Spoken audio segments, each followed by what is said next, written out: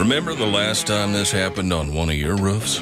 Yeah, we couldn't either. And GAF is on millions of rooftops. So I think we would have heard something about this peculiar phenomenon. So why do some shingle manufacturers make such a fuss about nails, nail placement, and reinforcement tapes while completely ignoring the critical role that sealant plays in wind performance? Well, instead of a benchtop sales demo, we went to this highly regarded hurricane research facility to show you it's not all about the nails. We installed GAF shingles using no nails at all in the field of the roof, just a few around the perimeter to hold the assembly. GAF shingles are always installed using nails, but we did this to demonstrate just how strong GAF DuraGrip sealant actually is. We blasted that rooftop assembly with Category 4 hurricane force winds, and our GAF shingles with DuraGrip held on, even without nails or fancy tapes.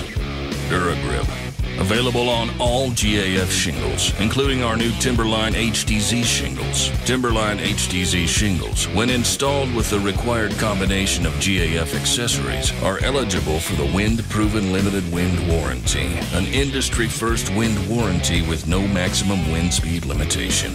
DuraGrip, engineered to endure.